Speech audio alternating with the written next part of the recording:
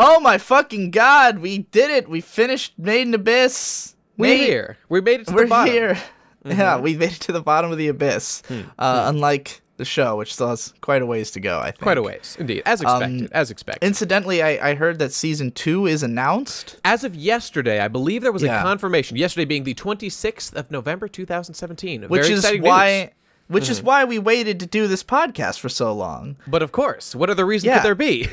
Like everyone thinks we were just like being lazy and not doing the thing we said we were going to do. But no, we were just waiting for this announcement so it would be more appropriate, you know? How ridiculous of them to even imply. Indeed.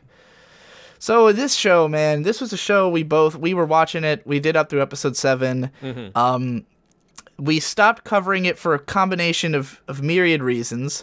One being that I hate watching anime weekly. Indeed. And I came to realize that what made our Eromanga Sensei podcast fun was that it was a show I wouldn't have watched normally. Like, watching it week by week and making fun of it was the only reason we watched the show. Neither of us would have watched the show normally. Of course. Watching a show that I actually wanted to watch and get, like, excited about on a weekly basis made me not enjoy the show as much as I think I would have. It's different, and you have different kinds of expectations, and, you know, like, when you've got a paradigm set up that, like, you're really looking forward to the show delivering really great things, whenever it doesn't meet, like, the amazing expectations you create in your own mind, like, it's just set up for failure in that sort of way, so it's a different animal. How do you generally feel about weekly watching? Is that something you normally would do? I think ideally, okay, the one good thing about weekly watching is the community aspect of it. That is the one good thing that I do enjoy. And I think everybody brings that up. And then I think about it, and I'm like, is there anything good that comes out of the community? Well, that's the thing. Is there actually a value to that? Like, of course, I've been reading One Piece every week for, like, 15 years, and it's great, and I really enjoy that. But, like, it is a time sink, and, you know, that time, it's not like, I'm a big pragmatist. There is no value is generated through these discussions that wouldn't be, except perhaps there is one thing. I do think it fosters a somewhat deeper appreciation of the work, to have that kind of time to sit and process. I think it can. I think with something like One Piece, it's a little bit different. Yeah. Because it's something that whenever you do get into it, you're going to consume an insane amount of it. Indeed. And then every new chapter kind of plays off of like this insanely long history. I feel similarly, like when a new chapter of like Homestuck would come out, it would be like, there's so much depth to Homestuck that any one page could like have these radical ramifications. I don't think that's usually true for shows. I think usually it's a lot more simple. So there are some things I could say would be more fun. And even those, like, I don't think many people would have got into those if they didn't jump in late when there was a lot of backlog to read. And, you know, even like Hussey, in the case of Homestuck, had said, like, this was written to be read all at once. Like, that's the way it's supposed to be read, and that's the way it makes the most sense. And almost everybody who grew to hate Homestuck grew to hate it when they had to wait for new chapters. And I am happy to admit, I certainly did. I mean, there was the hiatus that I thought was particularly egregious, but putting that aside, even as the biggest One Piece fan in the world, I am happy to admit that there is undoubtedly a certain level of frustration that can come with having certain chapters are inherently just not going to deliver as much as you would want. It's just an unavoidable fact about the nature of storytelling, and that is going to be frustrating. So, you know, I honestly, I wouldn't say that there is neither of them is perfect or has all the strengths and weaknesses, but I think overall it's a better usage of your time. You're getting the majority of the good by binge watching. I think that's clear to me.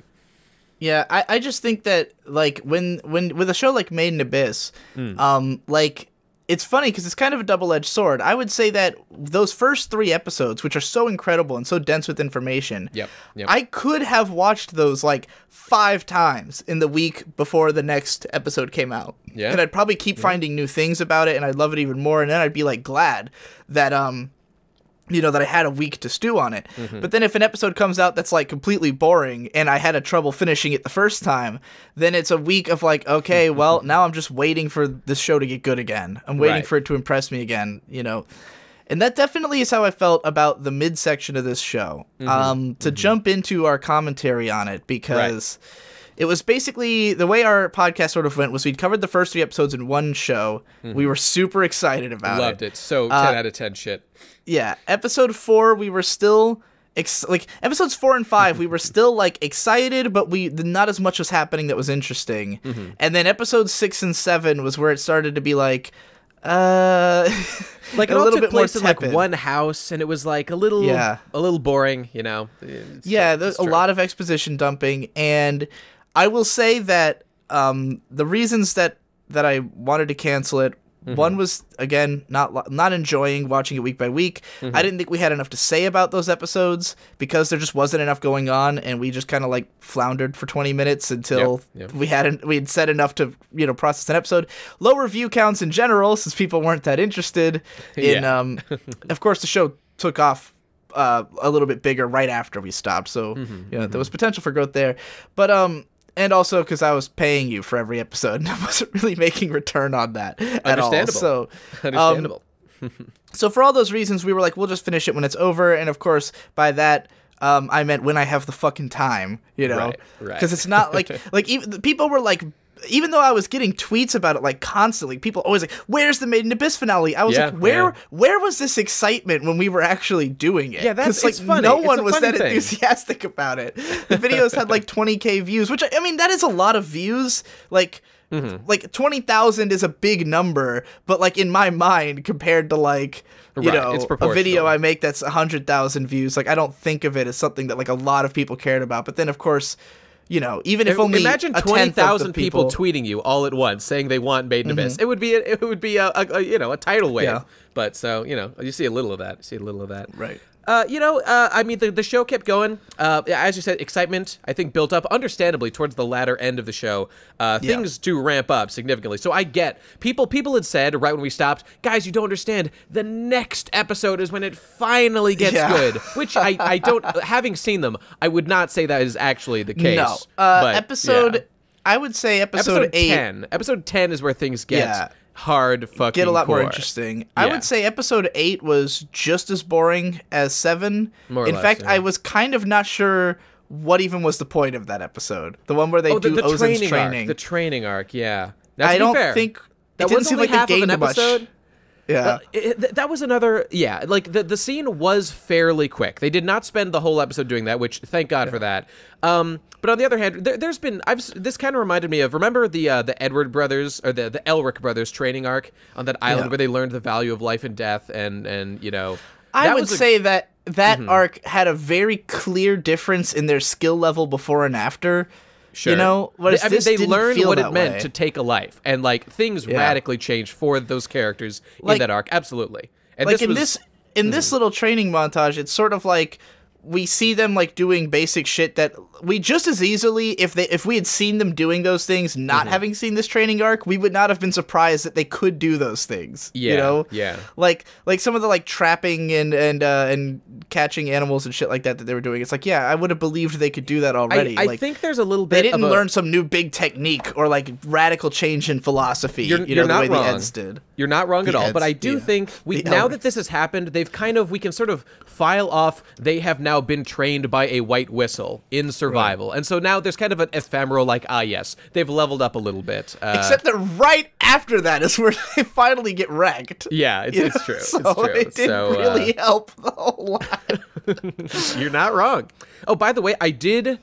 Wait, what? I'm trying to remember which episode was which. The episode where, where it was. I think it's episode 9, where they descend down and we see Rico alone hanging out with Reg, just trying to manage Reg's unconscious body. Yeah. That episode I really liked. The part where she starts tripping balls is a great scene. Oh, all the stuff that as the curse becomes more enriched as we learn more about it, that stuff was pretty interesting, and I was really glad to see more of that.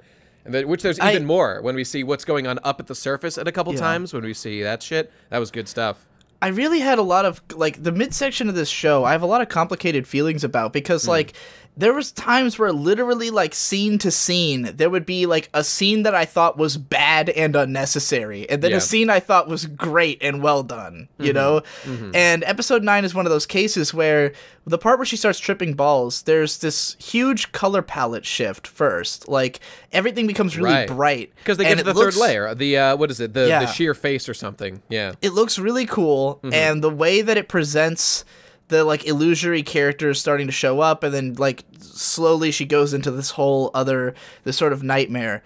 I thought it was a nearly perfect scene, and I say nearly because it was hamstrung by something that affects this show all throughout basically every episode after episode 3. The production going down. Yeah. Well, you're in not that wrong. scene, there's one shot that they use twice of a crowd, like a huge crowd, and it's like only the like 5 characters right in front of the camera have faces drawn in, and everyone else is just like an abstract blob. Yeah. And I was just kind of like, why even put that shot in there? Dude, if you couldn't did you finish like it? Did you like the pile of CG little like bunnies Oh, in that boy, episode? Like the what CG?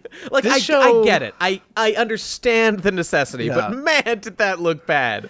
Well, it Holy was so shit. It's so weird going from like episode 1. You've got Fucking these Ghibli really shit.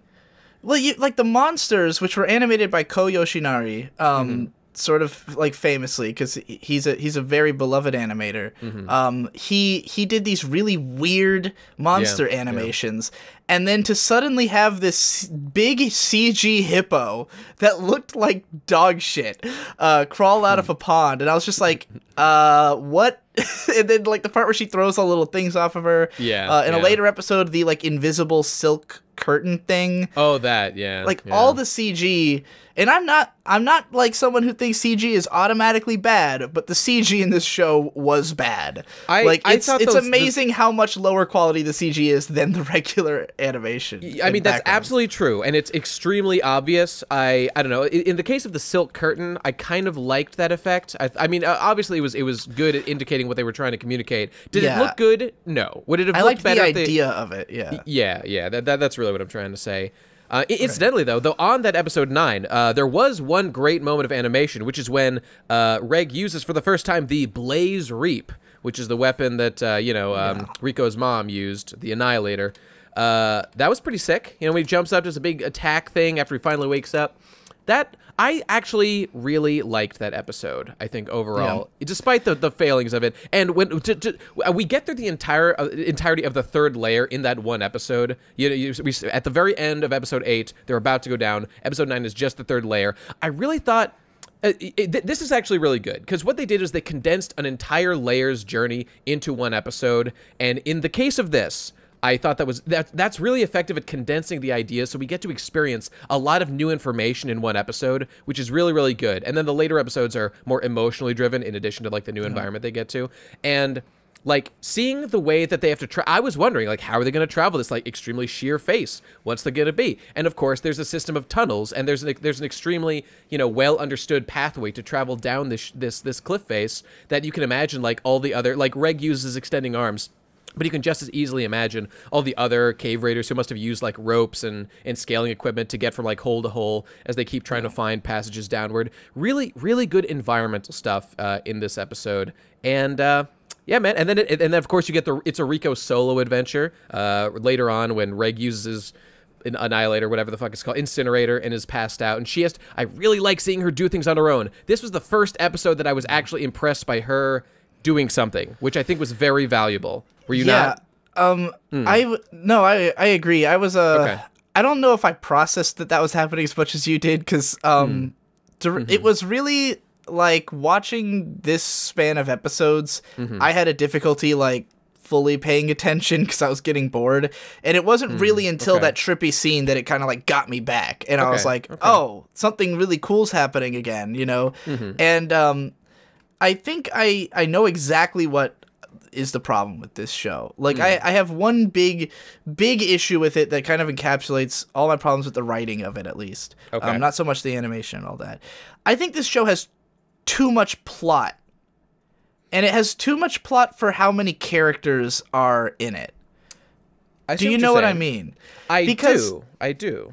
Because like when you get into the middle section of the show, there's just a lot of like exposition. There's a lot of like, here's all the background of your mom's story and everything about the Abyss, and like we learn so many different things about the Abyss. Like it has so many unique properties, so many powers, so many. Oh, now there's like time dilation at the bottom layer of the Abyss. Yeah, by the way, so maybe for her mom it's only been like a couple of weeks or something. Like we don't know. There's just so many details about the Abyss that we keep learning, but we rarely get to just see them and feel them. And it's because we have too few characters.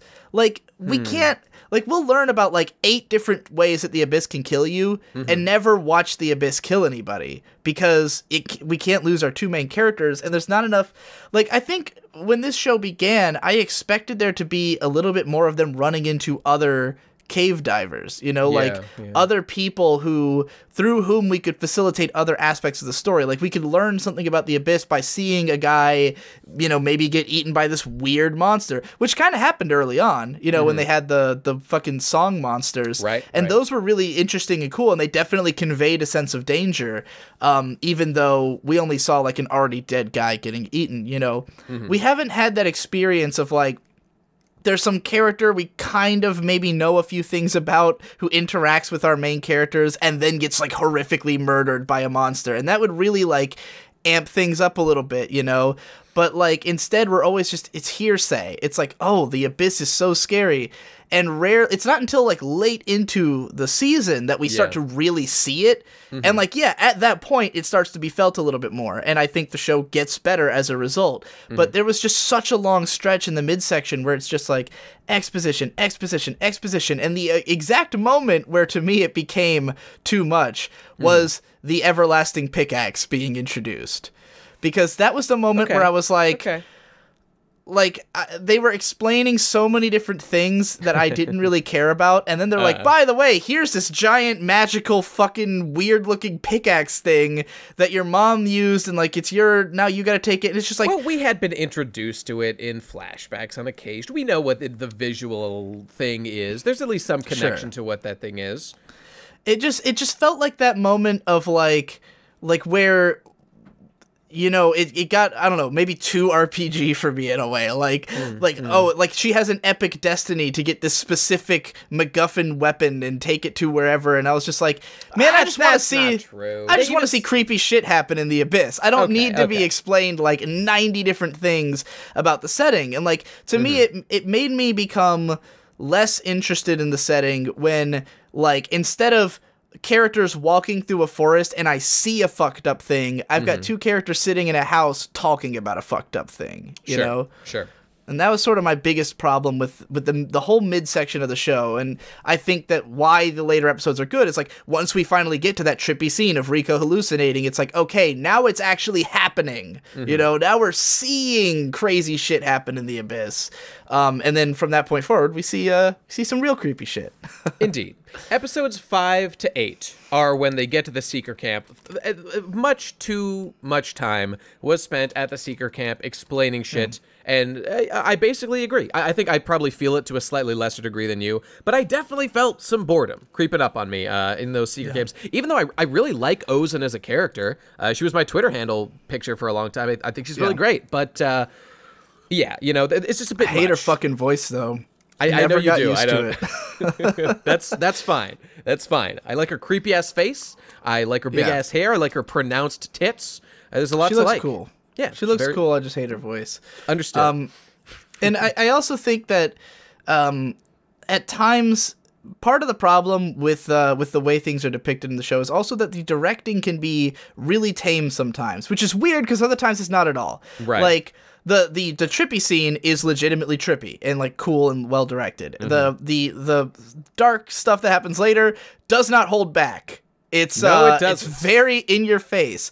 But then like slightly before that, I don't remember if it was episode 8 or 9, but there's a part where they get attacked by a monster, and the way it's edited is like really close up face shots of what's this Reg reacting, like him going like whoa, and like the monster's like chase him, and it's like whoa, and it just felt like a really corny horror movie to me, like some cheesy like slasher movie editing, which is definitely inappropriate for the level of intensity that the series is trying to go for overall. Yeah, it felt like I was watching like Evil Dead or something, like as opposed to like, well, I haven't actually seen Evil Dead, so I shouldn't use that's the I've seen directing style of Sam Raimi. I felt like, Sure. but it was like it wasn't creepy. It was just like kind of wacky and goofy, and it made it feel too normal. So I wasn't as scared. You know, it's only when it gets like creepy and in your bones that it can really get like, you know, be more effective. That seems like a sound point, and I also agree. The show, it's like lighthearted comedic tone is okay in small doses, but that's not what we're here for. We're here for the serious shit, and that pervades the show. From its cutesy art design, we want to see these guys get their asses rocked, and I think it just needed to separate them more. Like, it's fine when it does the funny stuff in a funny scene, and it can do funny scenes really well, like her getting strung up naked and stuff like that. It's usually hilarious. But like when it's in a tense monster attack scene, it should feel tense and not like kind of wacky and cartoony, you know? Agreed. Well, that being said, so at the end of episode 9, once they have overcome these trials, we finally arrive at the beginning of episode 10 at the Goblet of Giants, at the 4th layer, 4th out of 7? I don't actually know how many there are. I think 6. I think the 6 is the lowest anyone's gone. Yeah, okay. Because the 5th is like the frozen wasteland, and then the 6th is like the point of no return. 5th is where like the scientist people are, and they like do things down there that are weird. And then I think 6 is like where nobody comes back from or something.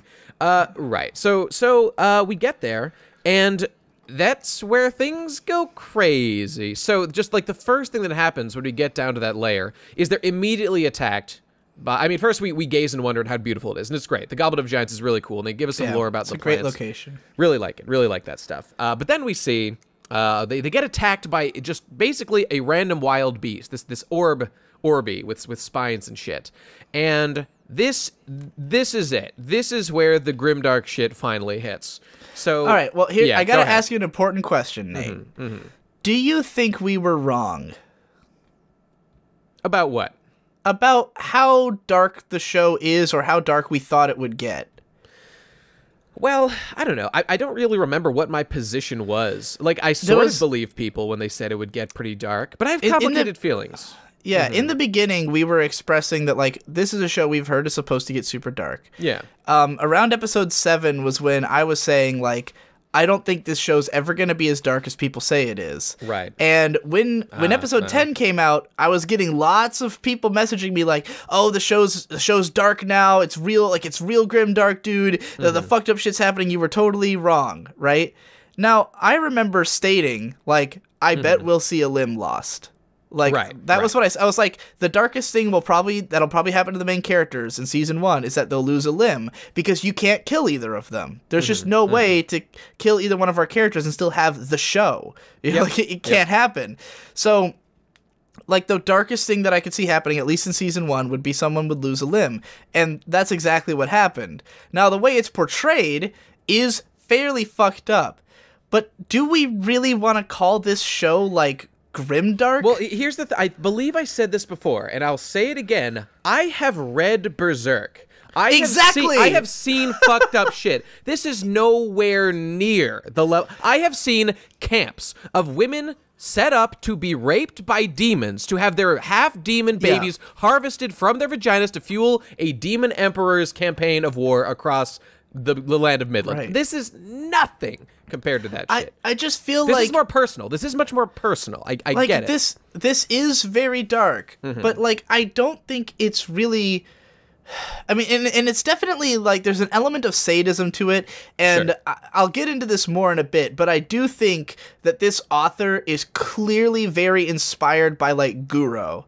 Like, I think there's a heavy element of, like, sexualized violence that he is into, and it comes through a lot to me. But, like, or at least fetishized violence. And, like, the way that the scene of her getting her hand infected is portrayed, what was interesting to me about it wasn't how dark it was, per se, but how real it felt. Right. That was what made it, and it's a great scene, because it really feels like you are watching someone die of a poison, you know? Like, how many times have you seen just a scene of, like, someone get their hand stabbed and they just shake it off? I like seeing a child, like, lose their mind at the fact that their hand just got impaled, because I sure as fuck would if that happened to me in real life. That's good stuff.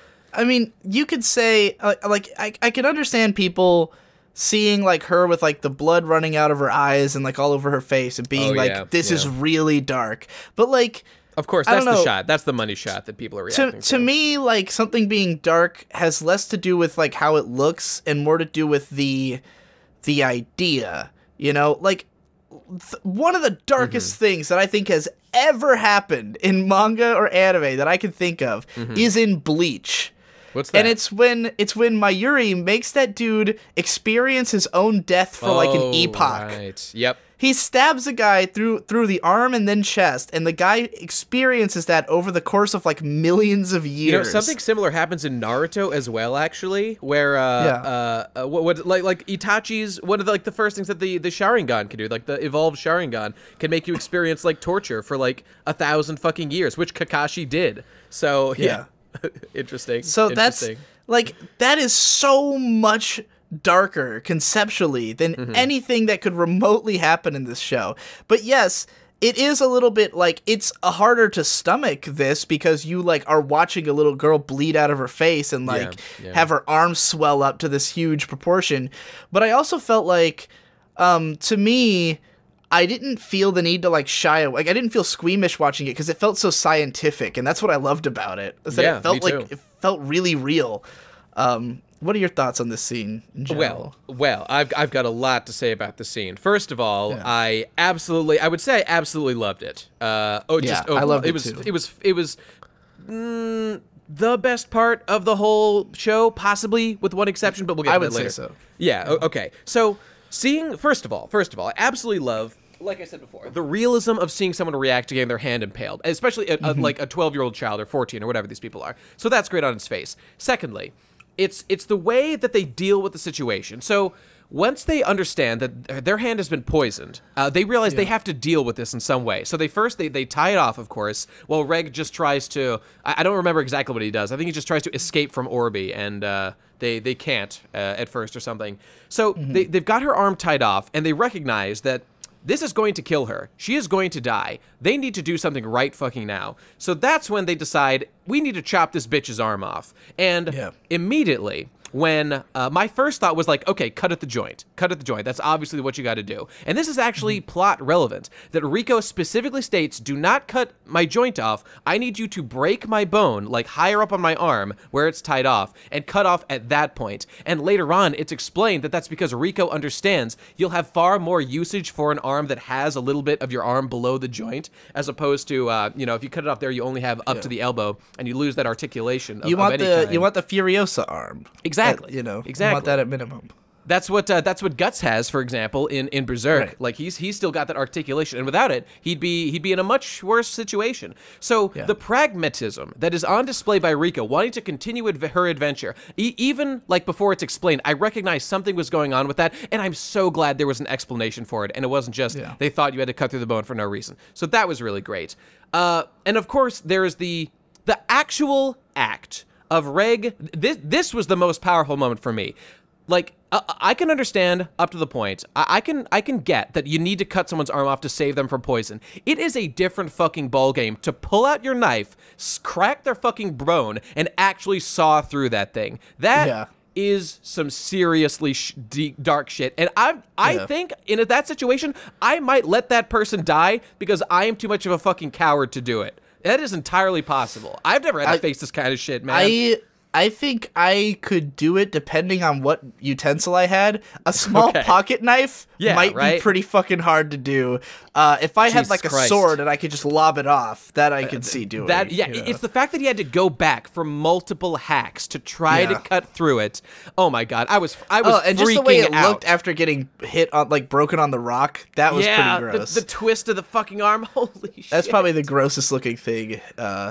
That and just the size of the swollen arm, like it's so freakishly huge. Jesus Christ! And like just the the fact that she's talking about like the tendons that you have to cut and like all the fucking bits that need to be chopped through to sever this arm. And of course, I was freaking out with the fact that he actually stops halfway through, and I'm like, just finish the job, please. Don't just leave it like that. And it's good that he didn't. But I'm actually really surprised. Like, I thought I'd seen pictures of her with no arm. Oh yeah, there. Yeah. Like, spoilers, guys. She keeps the arm. She doesn't lose it here. So this is all like this. this whole discussion is spoilers. That should It should be I'll treated as probably such. make that clear on the title of the video, like spoilers Yeah, for okay. everything, because Good.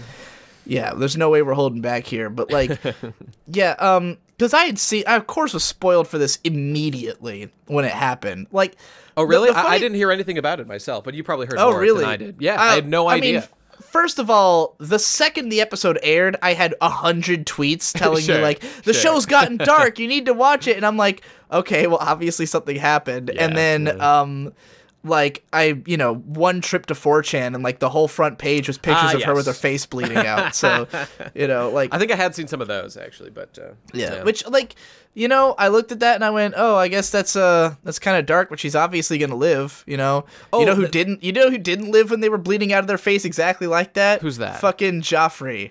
Yeah. I've seen darker shit. I'm just saying. Yeah, Game you're of not Thrones, wrong. By a lot the way, darker than Made in Abyss. I do. The other element of this equation that I forgot, I just remember the way they escape the Orby is he does a vertical escape, which of course triggers the curse to impact Rico, which is serious shit. And of course they're on layer 4 now, and so this is really good. We actually now get to witness the effects of the curse, which is very important that we see. And so we see her bleeding from every orifice, and as you said, it was quite effective in making the scene even more serious. From the curse. I thought that was just from the poison. But Did you? What the fuck? How could you possibly not? They say in such explicit terms that this is because of the curse. How the fuck could you not get that? I was really How like. bored were you? Jesus Christ! She just got her hand stabbed. What the fuck were you looking at? God damn it! All right, look, I was really high when I watched that episode. Wow, what a surprise! Digi High, bro, back at it again, reviewing anime. What a legend! I loved the scene though. I just thought it was poison because I thought it was like the poison was coming out of her face. Guys, weed does not make you smart. It does not make you insightful. purple. Here's your evidence. That's not true. I took a fuck ton of notes while I was high, like an insane number of notes, but they're like all about visuals and stuff. But yeah, like I might even do well, I won't talk about it. Well, okay. Well, the point of that scene is it's good because it shows the curse in effect, and that's good. We want to see that shit. Yeah, I feel like it would have been nice to have seen that before this point. Agreed. As Actually, opposed to having it explained at so much length. We do see it the previous episode when she's walking uphill and we see the hallucination. So that was good too. True. But Yeah, but like I said, that's the point from which the show got picked back up to me and became interesting again, after quite like a good almost 6 episodes of kind of middling, okay, sometimes it's fun, but for the most part I'm not that intrigued, but like then we finally get to like, all right, now we're seeing the things we've been having hyped for us for fucking the entire show, know. Yep. But yeah, I thought that the whole arm scene is great, and it was really what made it great to me was how long and how detailed it was. Absolutely. Just that, like, we saw every step of it. It never cut away. It never was like, oh, and then, like, I expected, she'd get infected, and, like, when he has to cut off her arm, it'd, like, cut to black. That's what, like, most shows would do. Nah, man. No, we watched this dude. It's like 127 hours. Have you seen that movie? Yeah, I did, actually. It was pretty good. Pretty good. Another great arm cutting off scene in a movie. That man cut similar. off at the joint. That man knew to cut off at the joint. Yeah, well, he was not intending to continue his adventure. Yeah, which that man did go on to climb again after that, but that's neither here nor there. Yes, that man, God damn it. That man would go on to play Tommy Wiseau in... I was gonna see, Yeah. Can't remember the fucking actor's name. James Franco. James Franco would go on to climb again. Indeed he would. Okay, so of course at the end of the scene, if we're done talking about it specifically, we of course, as Reg is, and this is of course the moment where Reg loses heart when he sees Rico stop breathing. He just flips the fuck out, which is understandable. I was freaking out a bit myself. And of course that is when our hero Nanachi shows up, our promised, destined third character is finally arrived. Our cute little bunny girl with her weird ass Kabuto helmet. I gotta say I'm really happy about Nanachi. Me too, dude. I really like her. Really happy because so far. this was a concern the whole show. Is like, is that character who's on all the promo art going to be cool? Yeah. Like, is she? Because I really like her character design. Me too. But it's the kind of thing where you could just as easily imagine her being an obnoxious furry. I was afraid she was going to be like a little goofy, mascot character, but no. No, she's great. She's the darkest of all of them, which is really great. Well, what I like about her, what I expected was that she was going to be like a snooty sort of like, oh, I know the Abyss like the back of my hand because I live down here. Which like I thought it was going to be more of that at the beginning. There's yeah, little bit of that, but she's a much more depressed and beaten down character than that, and I like that. She sure is. Yeah, I like her a lot. I like her and Mitty, and I'll say again though, episode 10, phenomenal ending scene. Episodes 11 and 12 have good moments, and then also there's again too much exposition in those two episodes. Like, I know what you're saying. We kind of dive right back into sitting in one person's house explaining shit for 2 episodes again, and I was like, all right. But the start of the final episode, where we learn the backstory of Mitty and Nanachi, I thought that whole part was pretty fucking great. I will say I wasn't as interested at first when it's just like them in the orphanage and going down to the abyss, but like seeing this organization that's like kidnapping orphans and experimenting on them in the abyss. Let's just clarify. This is the scene of Nanachi's backstory revealed, and it explains in detail how exactly this cute little bunny girl got to where she is living. Of course, we skimmed over this, but with Miki, her roommate, which is a horrible abomination looking Mitty, right? Mitty, my mistake. Mitty.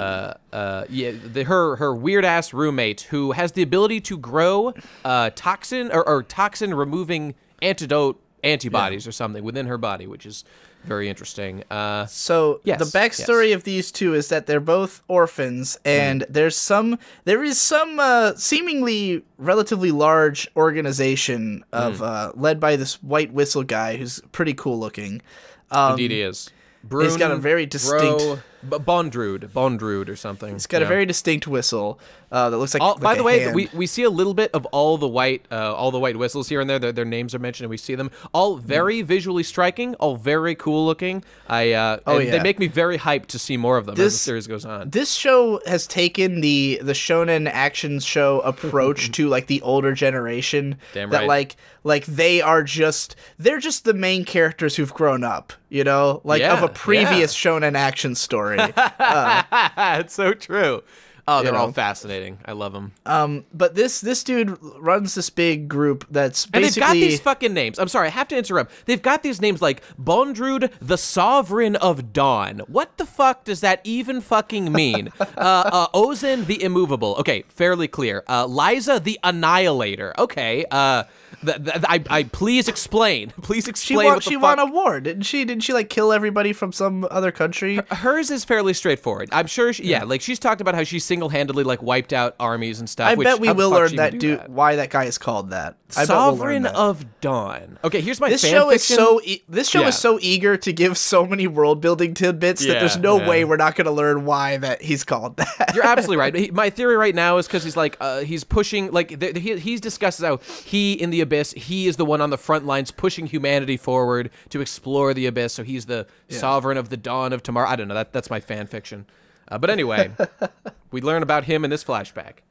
Yeah, and his thing is that they're not even kidnapping. They're getting these orphans to willingly agree to do this. They propagandize a bit, but they do agree. It's basically double talk. They're telling they're making what they're doing sound noble, which is what everyone does in this fucking world. Right. It's all just glorifying the abyss when you're guaranteed gonna die one way or another. But they basically have this experiment, which I think is a genius idea. Like, as soon as I heard this idea, I was like, oh yeah, that's a great way to test the abyss, which is they've built this elevator, basically a tube tied to a rope, and they'll put a kid in the tube, drop it down to the bottom of layer 6, and then just pull it up rapidly and see what happens. Comfortably called the Sea of Corpses, incidentally. Very nice, very nice. Just see what happens. What will the curse do to them? And for the most part, it turns them into these horrifying, freaky jelly monsters. Which you see tons of down there that have obviously been placed there, like Bondrude is really he's really running through the orphans. He's really burning through them these days. Yeah. What a fucking monster. Well, and then he sort of he follows their life signs to see how long they'll survive, if anything could kill them and stuff like that, as we learn at the very end in the stinger, which is pretty cool. That was a good foreshadowing, I think. Definitely. Good way to rope him back into the plot. somehow, and sometimes in this show, I feel like I'm getting too much information, and sometimes I feel like I'm getting too little.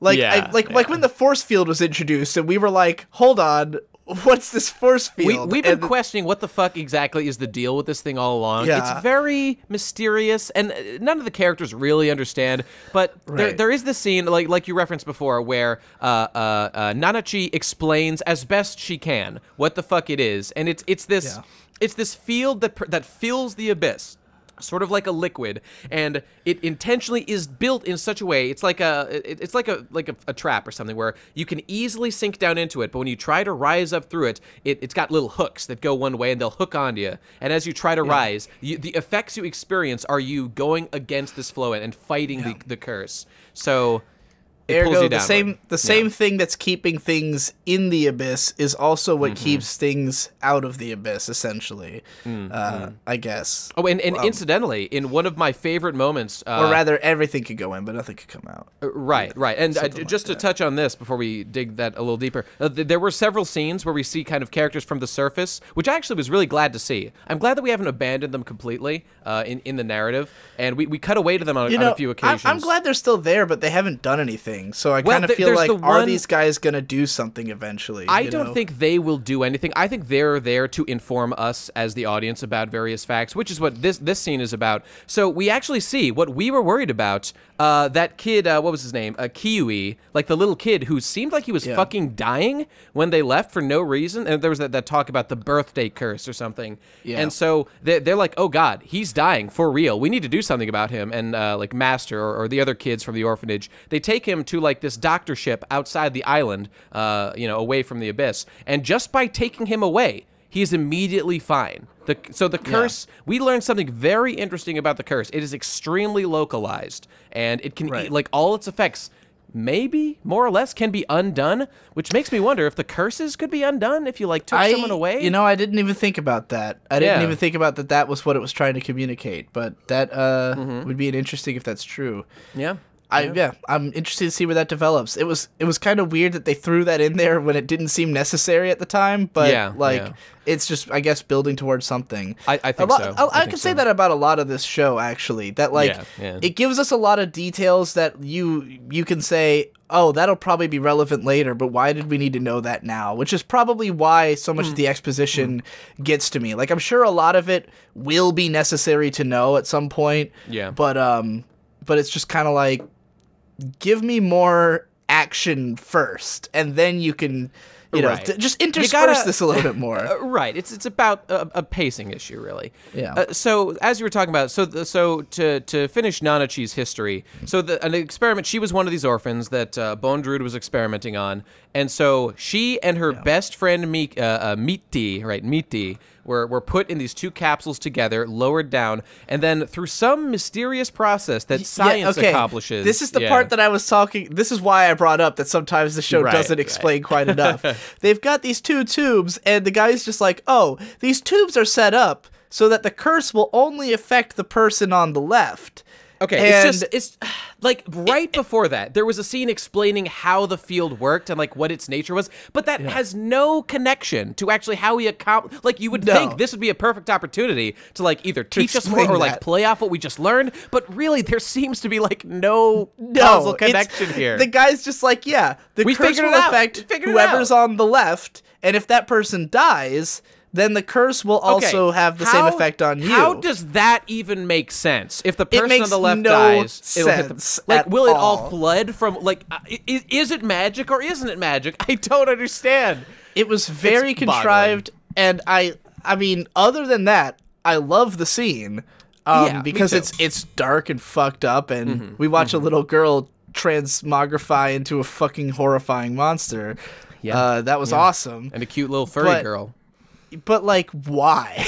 Why did it happen that way? It makes no sense that the tube would just somehow the curse only affects one side of it. The most charitable I can say is that we've learned that, like, the curse is a physical thing that can be manipulated. You can fuck with it in some ways. We don't really understand exactly how, but it can be done. And that's really, like, what we seem to be learning here, I guess. Right. So, the thing gets pulled up. One girl turns into a bunny girl for some reason. The she other got a girl little turns bit of the into- curse. I don't know. Why does that make you a There's bunny no girl? explanation. I don't know. Yeah, and the other girl gets turned into a horrifying, mindless monster. But what really, like, that part was cool, especially the fact that they depict the transformation in grotesque detail, which was pretty fucked up. I'll give people that. That was pretty dark. That was pretty fucked. Yeah. I don't see a lot of that. That was like the end of Akira, you know? That's but what I with was a cute thinking, little too. girl. Oh god, I'm watching it right now. I'm watching her fucking just collapse into a pile of fucking goop. It's fucked Awesome. up. It's Jesus really Christ. cool. It's good But shit, man. even cooler than that is where we find out that, and the guy, like, you can tell how far disconnected the White Whistle dude has gotten from, like, reality and empathy in the scene where he's explaining, like, gleefully to her friend, like, oh, we found out she's immortal. So, like, we've basically we've killed her, like, 9 times. Like, and, they're looking at a pile of her fucking remains with blood everywhere in a fucking room. Like, hey, we did it, team. Look how fucked up your friend is, and she's alive. Wow. Yeah, what the fuck, dude? Like, I'm sure he understood that she wouldn't be happy to have that knowledge, but the fact that he was explaining it so gleefully is like, do you want her to hate you as much as possible, like, dude? what's weird is that he seems to have some real affection for Nanachi. Like, he's nice to her. Yeah. And he like pets her. He's like, yeah, you're my little buddy, you know? I don't know, it's weird. I think maybe he wanted her to take the MIDI away and try to get her killed. Although, I don't know. That seems a little too much, but like he clearly was trying to figure out if he could kill her, and I think when Nanachi took her away, he was like, "Well, I've got tracking on them anyways, so maybe she'll find a way to do it." This show does commit what I would call a bit of a narrative sin at numerous places, and it's not a serious problem, but it does annoy me when I see it, and it's that so when we first see Ozen, for example. One of the first thing Ozen does is that I know what you're gonna say. Batman Gambit, right? Exactly. At least tell me if I'm wrong, but I'm going the with Batman context Gambit clues. is where like Batman's always 5 steps ahead of his enemies. It's even worse the Joker Gambit, which like the Dark Knight, how every scene it turns out the Joker planned to be in that situation, and people always bring that up as a criticism. Not quite that. What I'm thinking of right now is a little bit different. It's that So Ozen, for example, she immediately is like, she's very cruel to Rico, and she tells Rico that like, yes, you were a fucking unwanted dead baby, and we brought you back to life. You're a fucking freakish zombie, like you're a monster, and like all these ways to kind of fuck with Rico, and like in a way, I think it was to try to toughen her up for the world, for the adventures to come. Like I get that makes some sense. Incidentally, they said, like, when she was born, she was, like, crawled towards the abyss. Like, what exactly is Rico? But I don't know. We'll worry about that later. But later on, we see a flashback to when Ozen and Liza, which is Rico's mom, like, they were buddies. Liza was, like, the student of Ozen. And she says in no uncertain terms, like, after, like, Rico's gotten over this and the plot's moved on, everything's resolved, at that point, we see a scene where Liza says, by the way, please tell Rico that she, was a zombie, because I want her to know that, so she'll be tough and she'll like get over it. So what this is retroactive, like, permission giving of the character in such a way that when we saw the scene, it looked like Ozen was being a dick. But in Ozen's mind, she knew that no, this is exactly what her mom wanted for her, and there's nothing wrong with doing this. And the show does this in a couple ways that I think kind of like retroactive. As I watch back, I'm like, why was she such an asshole? Why didn't you just just say like, yeah, my mom did this? And it's the way the story presents it, as if, wow, Ozen's so evil. She's so fucked up. This is part of why I was accusing the show, particularly in that part, of being like a shonen manga. Because you see this in shonen manga all the fucking time. All the time. Where, the character's like completely convincingly a huge villain, and then because that character is like popular and the artist wants to do something more with them, they sort of excuse all their actions as like, oh, it was all planned, it was all just to get you in this certain headspace. But it's like, that was not, it would not have been portrayed that way if that had been planned. Exactly. Exactly. Like in this case, it's like clearly the writer knew this was going to happen. I don't think I'm not saying it's always like they changed their mind afterwards, but just that like they're trying to put the viewer in that trap, and as a result, it retroactively makes no sense. Like right, that's right. it's kind of like the I was just pretending to be retarded meme of like, you know, Indeed. like a character is doing something so inane that like when they later explain, oh, I was doing that on purpose, you're like, but it didn't look like it, you know, like it didn't. I can't go back and watch the scene again and go, oh, there's a lot of tells, you know, there's Right, not right. that. Because sometimes they do that. A clever show, there'll be tells. That's there'll the way be to do ways it. that you could have known had you known, you know. But This is not the case, and like all no. you would have to do is infer from like your meta knowledge of like showing, okay, this person's probably going to be a not so bad in the end, which is actually what I was getting to. I think that's going to happen with Bone Druid. Like obviously this man has done some fucked up things, but I'm already predicting that he's not going to be like a hard villain forever. I think there will absolutely be a confrontation, but in the end, like the characters will be like he'll be redeemed in some way, or like he won't be that I bad. think it's possible he will be the like arch villain of the show. That's possible too. I That's think possible, he'll. too. I think we'll get scenes of him torturing our kids. Ooh, you think so? But Yeah. what purpose would that serve to do such a thing? He's Some- a very pragmatic guy. We got Rico, who's a fucking child of the abyss. A lot of Oh, experiments you're could be right. done on her if somebody finds out. Oh Lord, know. that's a good point. Yeah. Well, don't run your fucking mouth, Rico, you dumb bitch. Well, by the way, I don't know, as a miscellaneous thing, I did want to just go back and say, I'm just looking at my notes and I remembered this. I really liked in episode, I believe it was episode 11, when Reg goes on his little montage to collect materials to save Rico, just because that really gives us an insight into like the cool lore of the fourth layer of the Goblet of Giants. And I you know, that's like the good stuff. That's the stuff I want to see. And yeah, I don't know. Like we get to see the cool things, like those healing mushrooms that are really interesting, and the way they work. That's the thing. I think this shows. I think part of the problem with my too much plot complaint is like that there's both a lot of plot and a lot of lore, and like both of those compounding each other makes it feel like the show is very bogged down. But I think the lore is much better than the plot. Sure. Like learning all this extra shit about like Rico's mom and like all the different effects of the abyss, and like you're born from the abyss, so you have this power and also you can use this pickaxe and all that. And I'm like, all right, this is a bit much. But like learning the details about the abyss, like how it operates, how it would be naturally, you know, like the way that specifically the way that the fungus have the symbiotic relationship with the little pigs was that's like cool. really interesting and cool. And and I think that was another part of what I wanted the show to get back to. Like when we were in Ozen's house, and I'm like, I want to see the fucking abyss. Like I want to see all the unique things it has to offer. I want to see, and this is another complaint I have about the show in general. The monster attacks are mostly way too straightforward. I feel like the most interesting one we have is the Siren Song one, where it's like it imitates a dying person, so you'll come over there.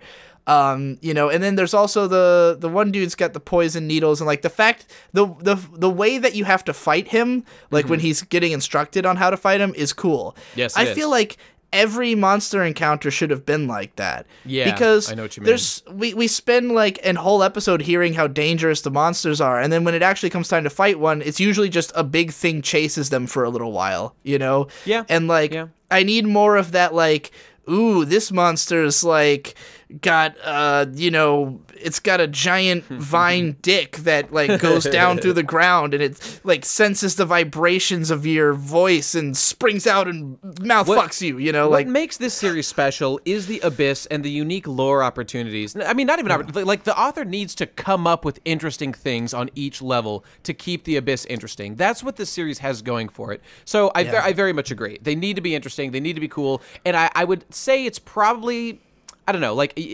I don't know how much we can blame like the mangaka for this. I wonder if that's really something the animators had to come up with on their own, like how an actual fight. I actually wanted to read the manga for this. I didn't have time before we recorded this. You know, just to get a sample of it. And I probably will in the future. But yeah, I don't know. Maybe like that just wasn't very defined in the manga, or maybe they were really straightforward. I don't know. In either case, I agree with your point.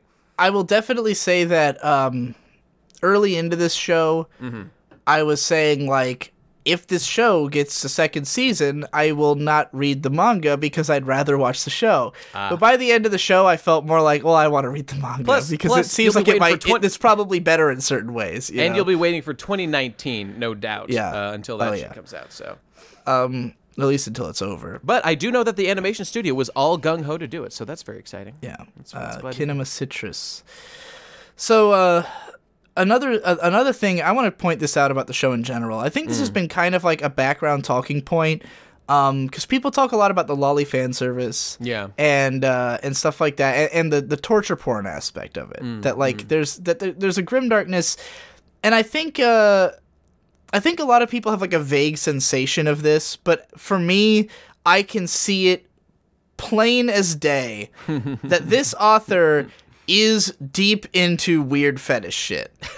Like, there's no question. And the moment that it finally was, like, completely full circle for me was when they got eaten by the big plant.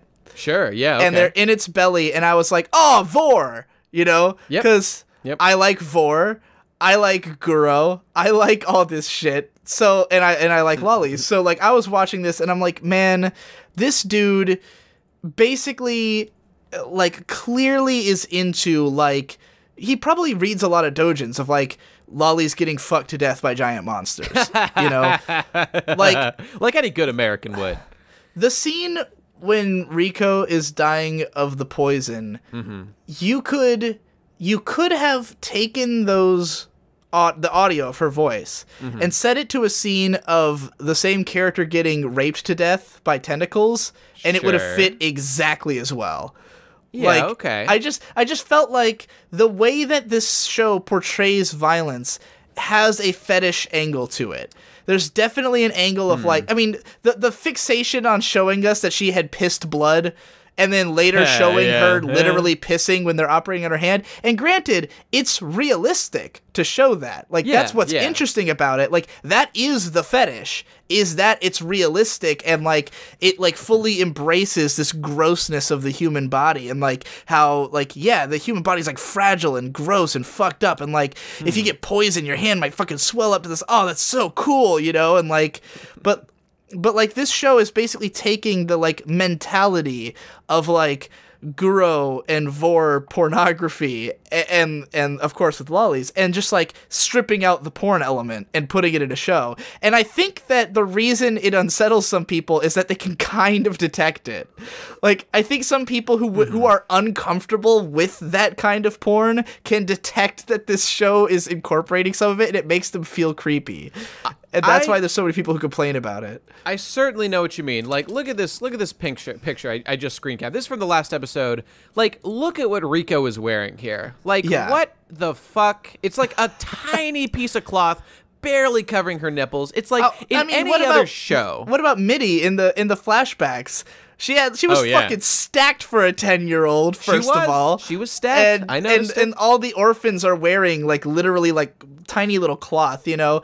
And, like, again, realistic, makes sense in the setting, but you are not going to tell me the author didn't put that in there because he likes it. There's a clear difference between what you normally see, like, characters wearing in any fiction and, like, how these characters look. There is a difference. Does it bother me? Absolutely not. In fact, I find it an interesting and unique voice of the author. It's my favorite thing about the show. I'm sure you do.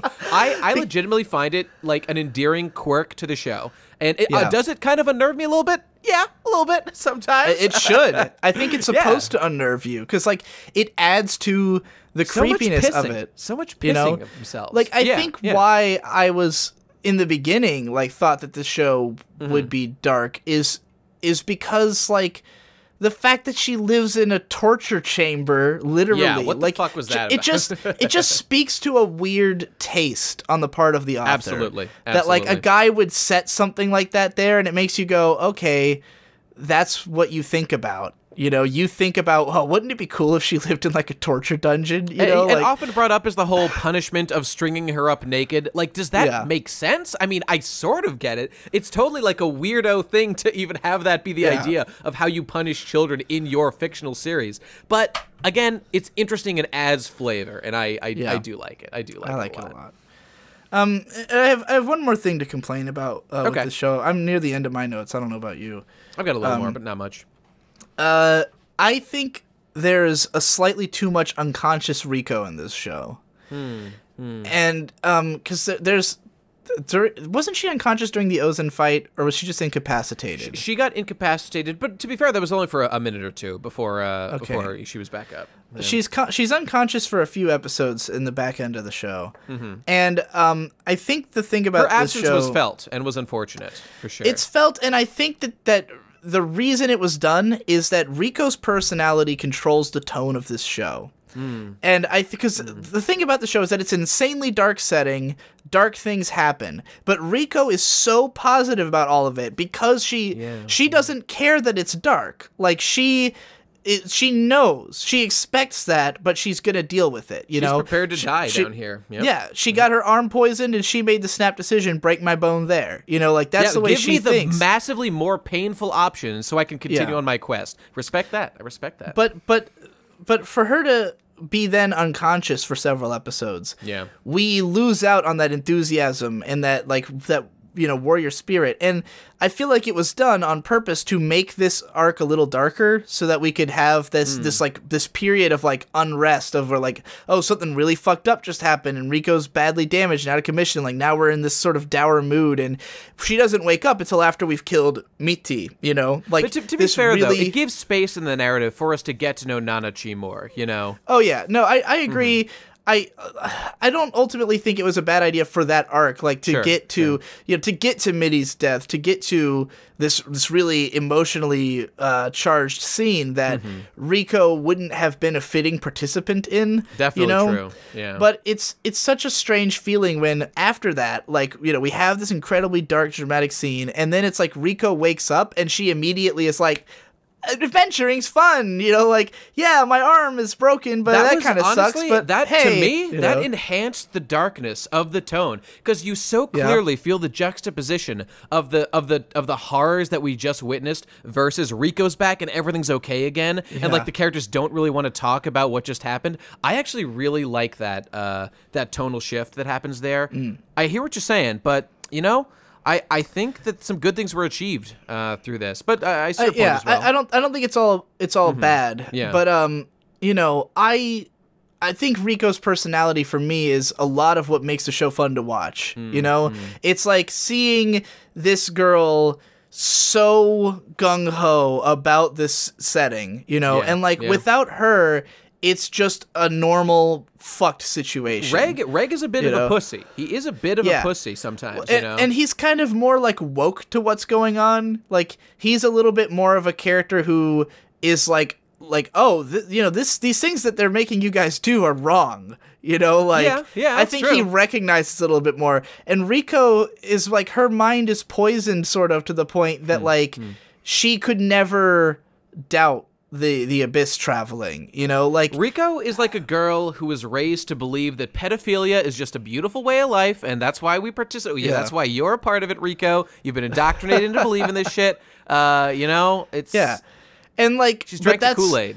But it also makes her fun, damn it. It makes her fun. It's what makes her such a good character because, like, you think about how, okay, like, that's incredibly fucked up, but, like, that's also, I mean, that's what real life is. We're all complicit in shit we shouldn't be just because we are, you know, we've been raised that way and we want to protect our way of life, you know, so I think that that's what makes her and the setting interesting. Is like the most cool thing about the setting of Made in Abyss is the brainwashing. It's the way that the culture has taught these people to do this. And so to take out that element, it's just like, oh, now we're just watching a bunch of characters like mope about how they've been put in this shit situation who all recognize it. And again, I don't think it makes the show like worse. I just felt like, you know, having Rico unconscious for whole episodes, you know. Yeah. I see your point. I certainly see your point. So you kind of skimmed over it, but I want to go into this in detail. And it is the scene.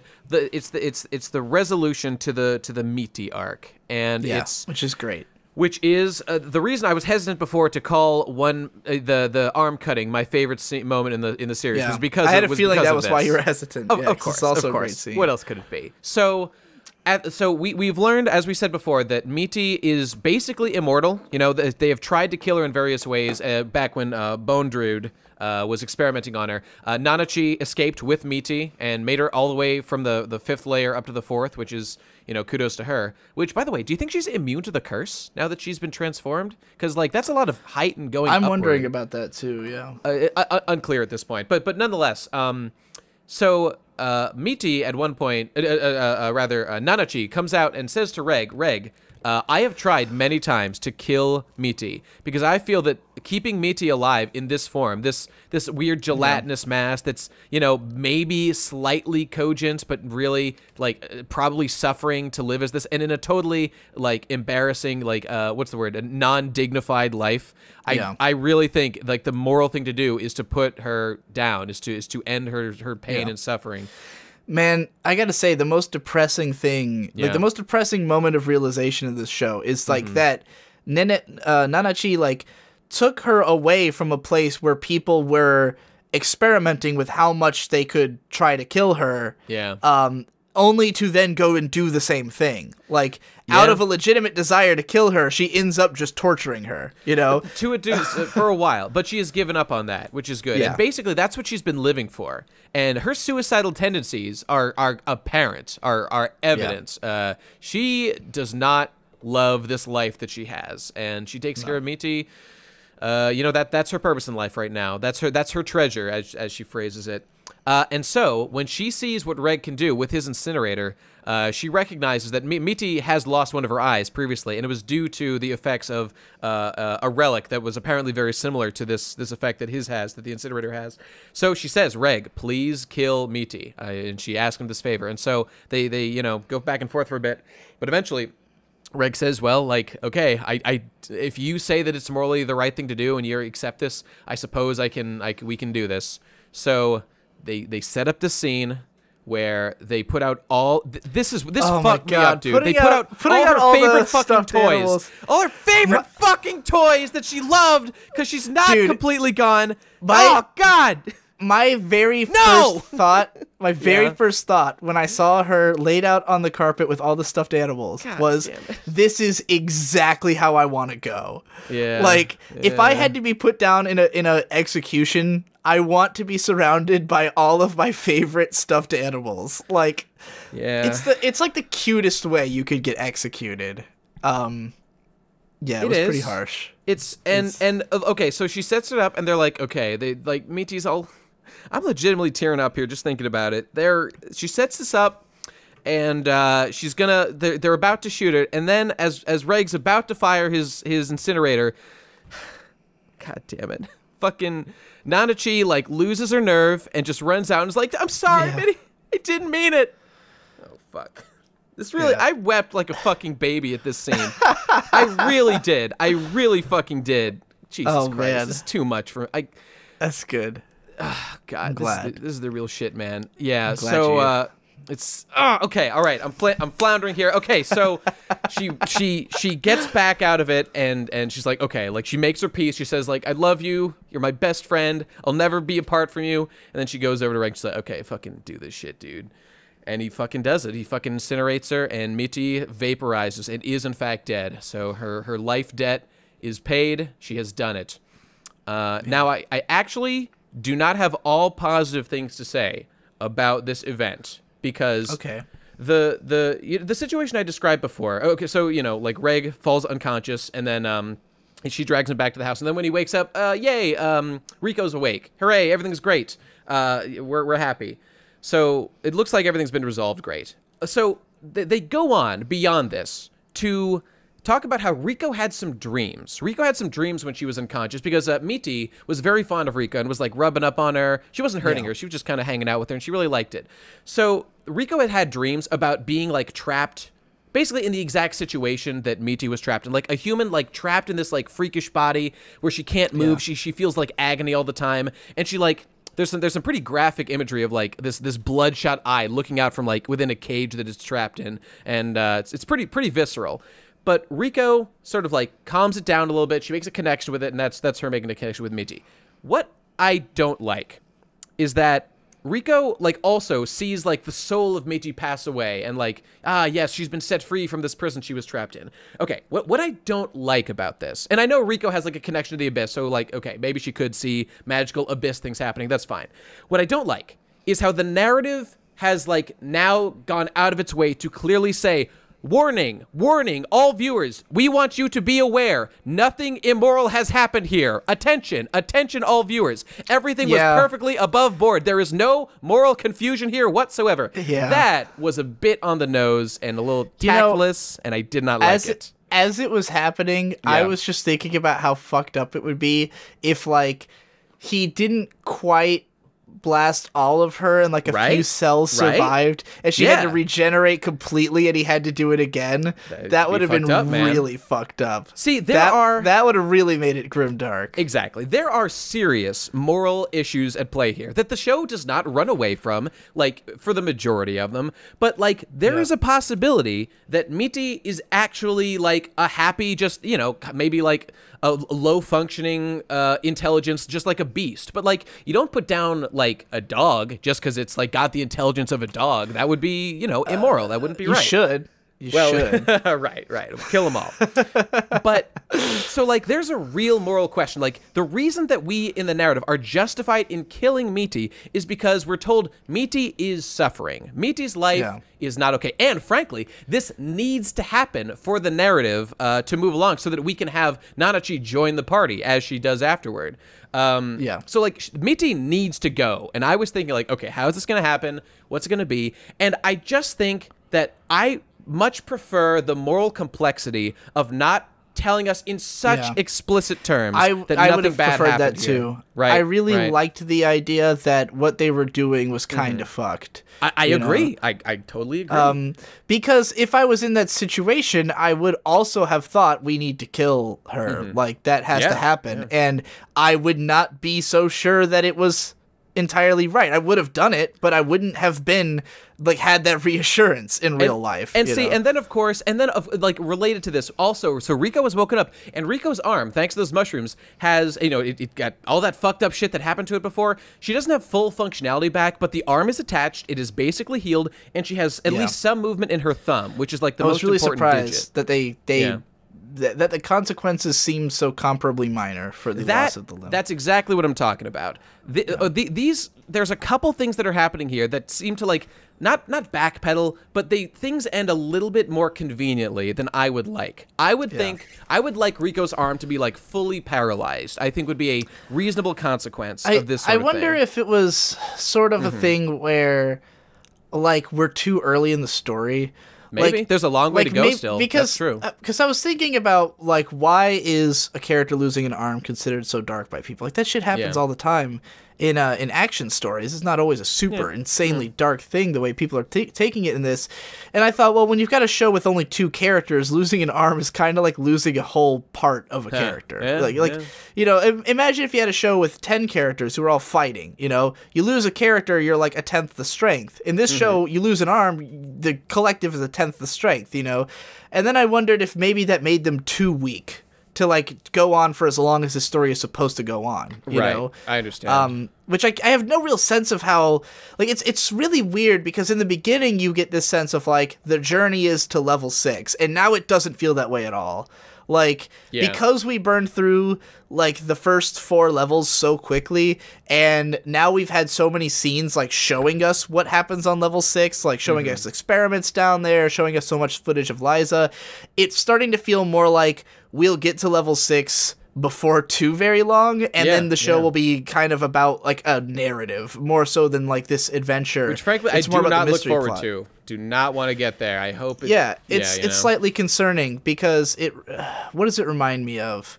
Like, not making a direct comparison, but kind of like how in Attack on Titan, like, at first you think it's a show about fighting titans, but then it's really not. Like it's really about this crazy conspiracy thing going and on. Who gives a fuck about that? I don't. Right. And that show handled it very badly too. I don't know how this one will, but like, you know, I'm afraid it'll go down that road of like getting so into its plot and the complications of it that people will be like, well, this doesn't have that emotional effectiveness, that the like iconic simplicity of there's a huge pit that kills you and everyone wants to go down there for greed. You know, like that is that's powerful, you know. Yeah, it'd be like if you made One Piece and then like they finish the Grand Line in like a couple years and then the rest is like inter-island politics. It'd be like, what the fuck? I mean, what, like, it's funny to say because like what are the interesting things about One Piece right now is the island and the inter organizational politics, but it's all facilitating the journey throughout the Grand Line is what keeps it interesting. So like, feel free to have like dynamic and interesting things happen as long as you keep that steady march onward through the abyss and we learn new information and see cool things happen. That's what's important. Yeah, my biggest fear is that the actual mystery of the abyss will be done too quickly. Like that will just make it straight to level 6 and then it'll be plot. And like, you know, because I really thought each floor was going to be like an arc and we were going to really learn about that floor. And so the way that most of them have just kind of been like they're all very beautiful to look at, but there hasn't been like a ton of unique things about the place that's like, oh my God, like level 5 is like this, you know, and like most of them just kind of look like a forest, you know, with like this one's got ponds and that one's got waterfalls and this one's got upside down trees and like the sense of pacing here is definitely strange. Like just again, I think it's an apt comparison. Like One Piece has long arcs in one island where we learn so much about that island and we have so much time to digest and appreciate the unique qualities of it. This is not like that. This is definitely not like that. And I mean, I really look at this show as giving me the kind of vibes of like an RPG. And like when I play an RPG, if I show up in a new town, I will like Etrian Odyssey in that regard. Like Etrian Odyssey is just you go down an infinite series of dungeons. There's no like exploration of like a world, you know. Well, that's not entirely true. I played the Sunken Kingdom and there is a narrative but like the every level it's just like, you know, like a new map that you explore. And there's probably going to be something kind of interesting about it, but there's far from like depth to like the lore of each level of the floor or anything. And that does feel a bit similar to this at the moment. One more compliment I want to pay to the show. I thought aside from the last episode is all around pretty solid. Like aside from the one thing you complained about, I do think that's not a major complaint, by the way. That's a slight annoyance. So I don't want to get too crazy. But the ending is really. I love the idea of them sending a message up as the ending. So good because it takes us through everything. We connect back to our boys. Yeah, and we see everybody. Yeah. We see every single floor they've been through, all the monsters that they've fought, all the people that they've met. Help the letter on its journey upward. That scene is great. You feel a connection there, man. And that's great. The fucking music in that scene is phenomenal. Yeah. Just like in episode 1, where we have that big soaring music when you first are introduced to the town. It's like a mirror scene to that.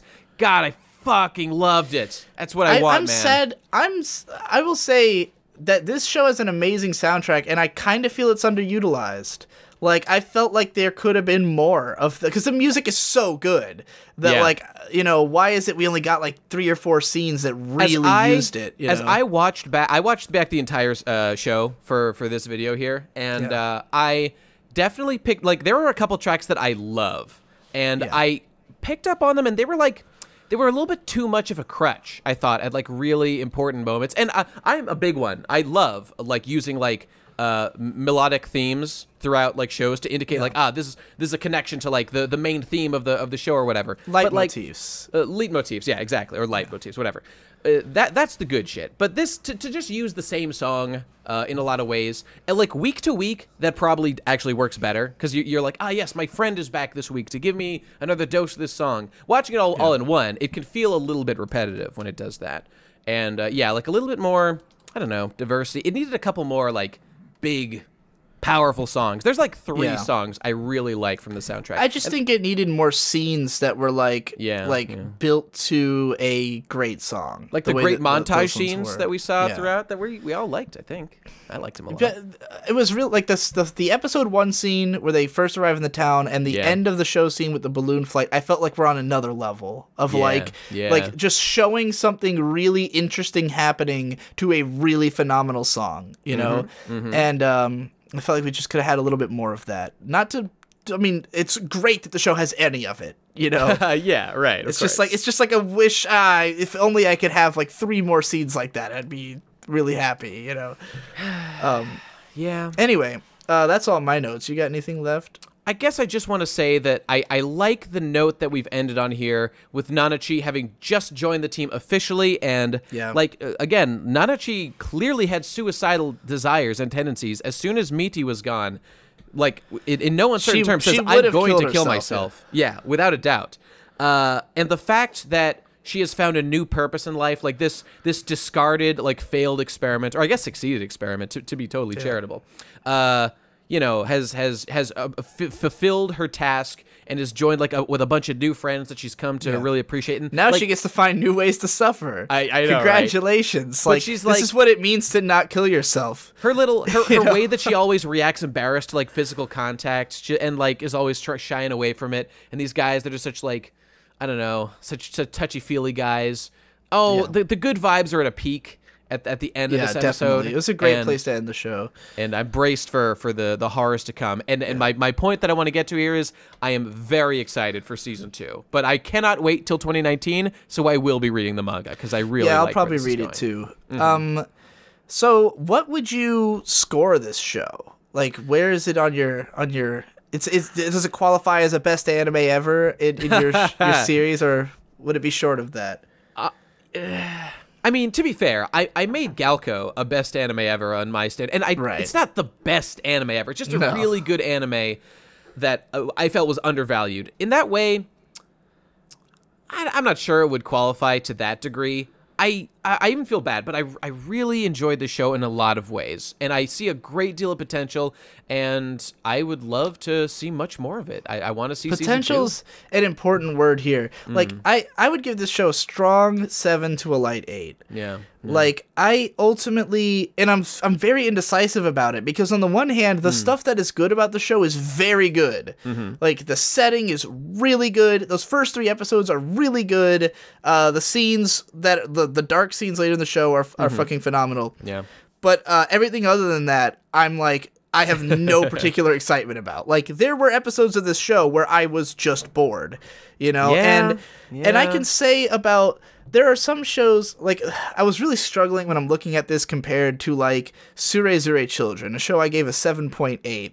And, like, that show has nothing really that unique about it. It's, like, mostly a rom-com. It's just well done, you know? And even that show wasn't, like, great all the time, but, like, more of the show was enjoyable than this show was, but the scenes, but this show will probably stick out in my mind about 10 times more than that show will. So what is the worth of that? Like, what is the worth of just how iconic the setting is and the idea of it, you know? I want to versus how good it is on a moment-to-moment basis. That's a good question and a complicated thing. And I definitely feel like I'm leaning towards the Ben Saint way of appreciating something. The novelty factor here, the creativity factor here, the originality on display, I feel definitely gives the show a boost. And so for those reasons, I would probably make this a strong 8. Even though there were like 4 episodes that were fairly boring. You know, but even then, they weren't all bad, you know? That was why I said potential is so important, because, like, this is simultaneously a show that, like, if Season 2 is as good as Season 1, I'd probably say overall it's an 8.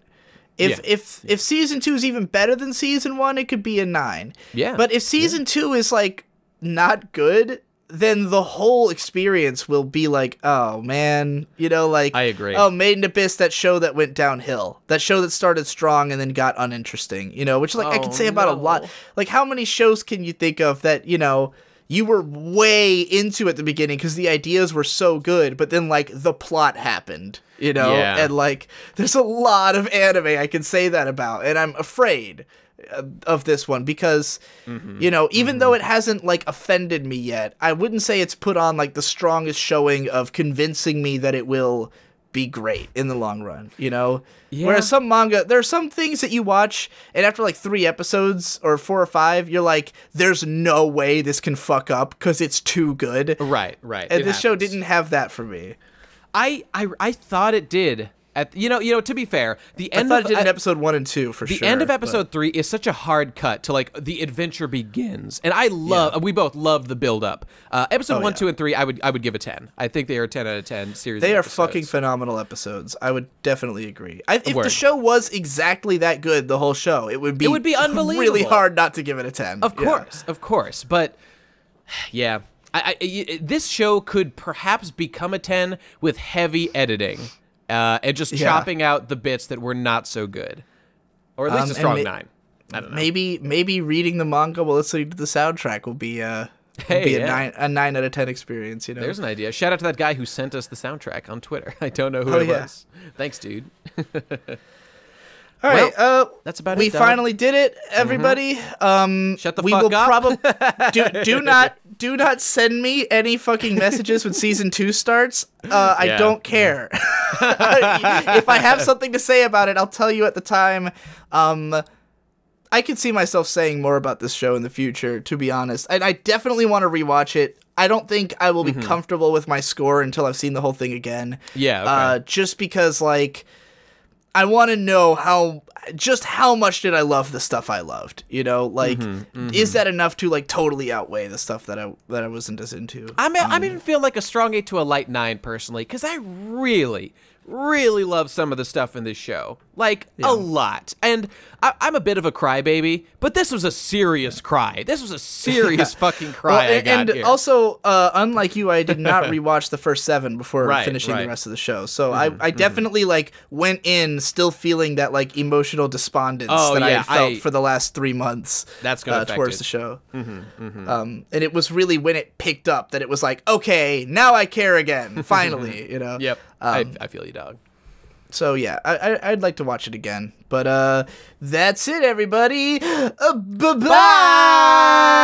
See you season 2, motherfuckers!